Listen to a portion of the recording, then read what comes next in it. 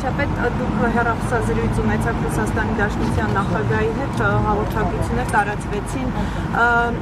Հեռախոսազրույցը հայկական կողմի նախաձեռնությամբ է, ձեր նախաձեռնությամբ ինչ իրավիճակ էր, որ դուք որոշեցիք ամեն դեպքում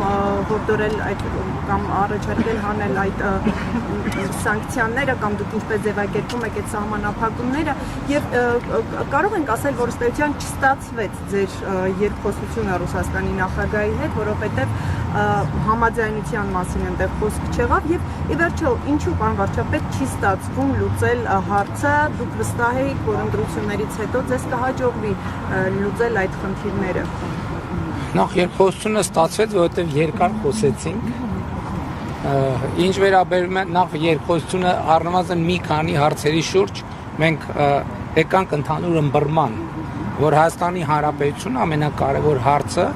ունի լեգիտիմ իրավունք ինքը իր համար այլ ընտրանքներ ձևակերպելու, ձևավորելու եւ Ռուսաստանի նախագահին ասի, որ մենք հայտարարել ենք այդ ճանապարհը եւ մենք գնալու ենք այդ ճանապարհով, մանավանդ հիմա, երբ որ ժողովուրդն Հայաստանի Հանրապետության քվեարկել է դրա օգտին եւ մենք ես ինչպես նախընտրական շրջանում ասել եմ, չեմ պատկերացնում, որ մենք մեր քաղաքականությունների արդյունքում հայտնվենք մի իրադրության մեջ,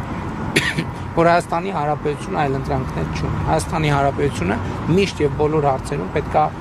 ունենա այլ ընտրանքներ եւ այլ ընտրանք չունենալու դարաշրջանը փակված է։ Ինչ վերաբերում է խնդրին, ես տեսեք, մենք հիմա բոլորս արձանագրում ենք, որ այդ խնդրը Հայաստանինն է, բայց այդ խնդրը Հայաստանինը չի, դա ԵԱՏՄ խնդրն է, որովհետեւ փաստացի ստացվում է, որ Եվրասիական տնտեսական միությունը կաթվածահար է եւ չի աշխատում։ Եվ եթե այս հարցը արագ չլուծվի, թույլ տվեք կանխատեսել, որ դա կլինի ԵԱՏՄ-ի վերջի սկիզբը։ Իսկ հնարավոր է Հայաստանի կառավարությունը այդ դեպքում որոշի ավելի շուտ ԵԱՏՄ-ից դուրս գալու։ Չէ, մենք նման պլան չունենք։ Պարոն վարչապետ, եթե Հայաստանի առաջացած խնդիրը, եթե դուք ասում եք, որ ընդհանրապես դա ԵԱՏՄ-ի խնդիրը, միայն Հայաստանի հետ է։ ԵԱՏՄ-ի, ես չեմ ասում, Հայաստանի հետ առաջացել է ձեզ հայտնի հանգամանքների պատճառով, որովհետև Հայաստանի Հանրապետությունը որդեգրել է այլ ընտրանքներ ունենալու քաղաքականություն, ընդ որում այդ քաղաքականության լեգիտիմությունը, այդ թվում Ռուսաստանի Դաշնության գործընկերները ընդունում են, ինչ շատ կարևոր է։ Այստեղ խնդիրը հետևյալն է, թե այդ այլ ընտրանքը երբ պետք է իրացվի։ Նաև պաշտոնական հաղորդագրության մեջ էլ է ասվել, դուք գիտեք, որ մայիսի 29-ին ԵԱՏՄ անդամ երկրների 4 երկրների ղեկավարներ ընդունել են հայտարարություն, որտեղ կամ պաշտպանել են Եվրամիության անդամագրվելու հարցով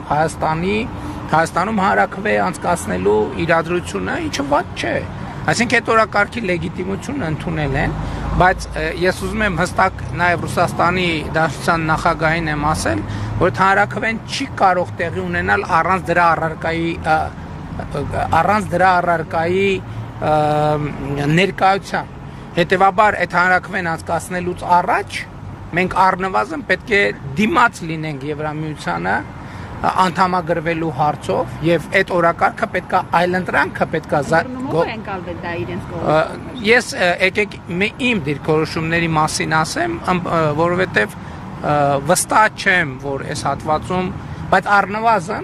առնվազն այս process-ը կարծում եմ լեգիտիմ է եւ այդ process-ը Պարոն վարչապետ, ձեր